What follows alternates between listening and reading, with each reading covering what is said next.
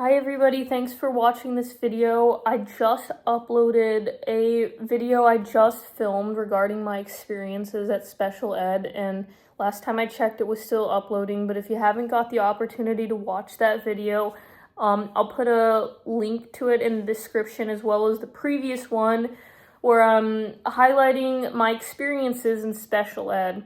And I left off last video saying, talking about how, kids are just regular until you slap a diagnosis on them. And what are kids gonna do once you slap a diagnosis on them? They're just gonna fixate on it, and they're gonna make it part of their personality. It was common when you were enrolled at that special ed school, kids, ask, what are you in for? This was some sort of,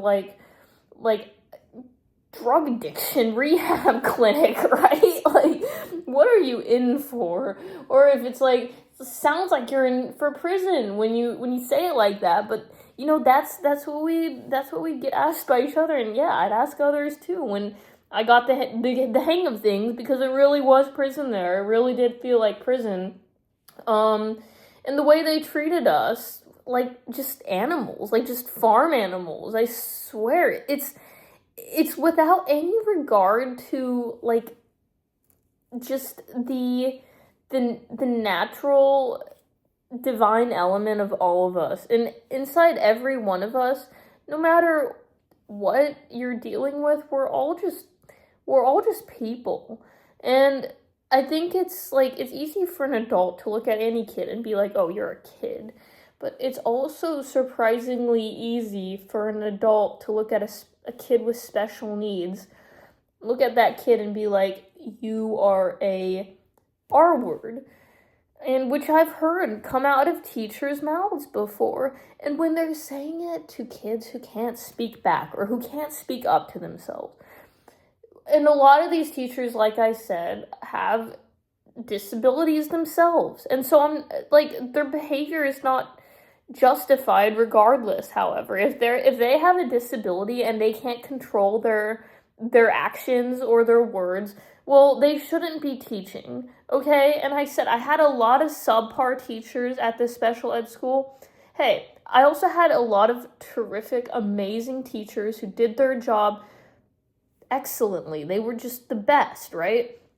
But then again, they were sad for us. They're like, I hate teaching this stuff because it's not relevant to what you're going to be actually dealing with. It's not what I would like to teach you all. But hey, we're stuck teaching it because this is what the school wants us to teach. And a lot of teachers were just so depressed because they're like, I wanted to get into special education because I really wanted to help kids with disabilities. I wanted to make a difference in their lives, but I'm here teaching this stuff and it feels like I'm only hindering them by teaching them this stuff that isn't going to be relevant to them. And I totally agree with that, especially considering that the curriculum was years behind. I wasn't learning anything new. I was in 6th grade learning 4th grade content, 4th grade science, 4th grade math, and I'm not even that good at math. So in 6th grade, I really was just learning standard 6th grade math, and I really wasn't that great at it. But then in special ed school, I was like, whoa, I'm really good at math, because now I'm on 4th grade math. but seriously, in the English, no wonder kids can't read. I mean, English already sucks in regular school, but at this school, it was really bad. I remember in English class, the teacher straight up gave me and the other kid who was also high functioning just completely different assignments and put us in a different corner of the room because the majority of the class was still perhaps in 3rd grade. Seriously, in 6th grade. And like I said, I still had special needs that weren't being met. And even though they were giving me more advanced work in this English class, it's still I still had these needs that weren't being met regardless. And it's I was already experiencing this in regular school where they have to take me out and separate me and give me an alternate assignment. And here I was in a special ed school and they're still doing the same thing. It's there is no place for us high functioning kids. with disabilities, seriously. And I'm coming at this from firsthand experience, and I'm telling you that they want you to just stay silent and to just go along with the system, with the program. Just go along with it. Because if you speak out against it, you're going to be disciplined for it. And you're going to be told you're rebelling and having bad behavior. And I never refused to do my work, but I often questioned it. I asked, why are we doing this? What's the point of this? And I questioned it in regular school too. It's like, why aren't we learning anything about how to do our taxes?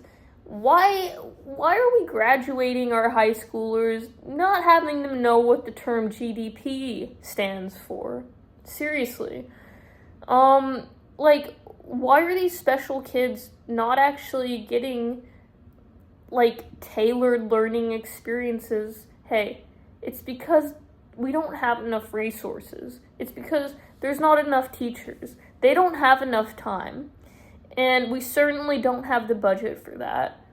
Well, then why have us in a classroom to begin with? Because these kids, you can look at statistics, are not meant to be in a classroom. More often than not, they're experiential learners and should be, taught as such, taught by not sitting in a classroom, forced to stare at a screen, which increases these disabilities, these learning disabilities, the bright lights of these screens.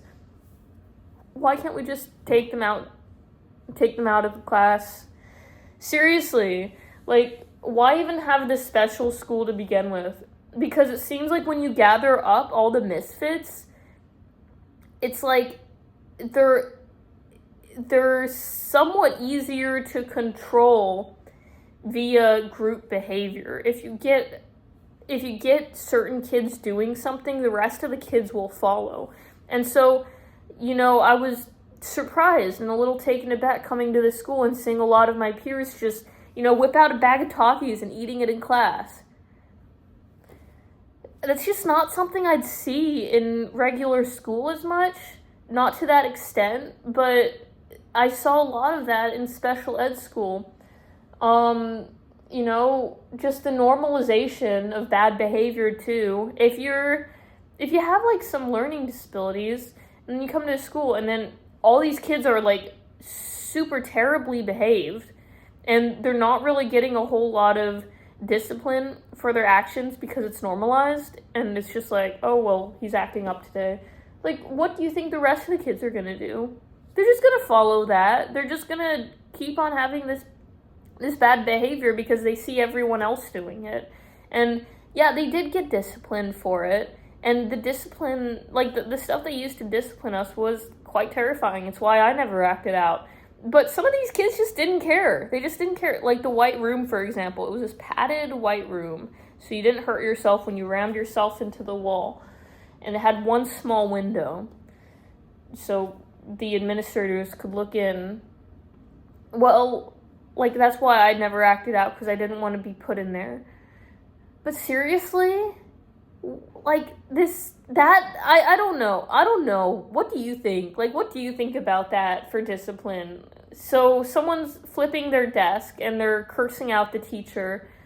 So you throw them in a white room with padding on the wall so they can ram into the wall repeatedly until they potentially pass out. What do you think about that? What do you think about it? It didn't really seem like there were a whole lot of repercussions for bad behavior other than being put in the white room and getting 0 points on your little behavior sheet. What do you think about this? So they didn't get talkies that day when they misbehaved. What do you think about that?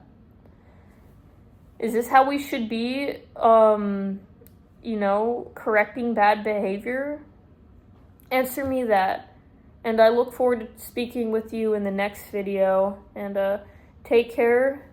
Stay tuned for more of my experience in special ed at FCPS. And remember to like and subscribe if you like this content. Thank you very much and have a great day.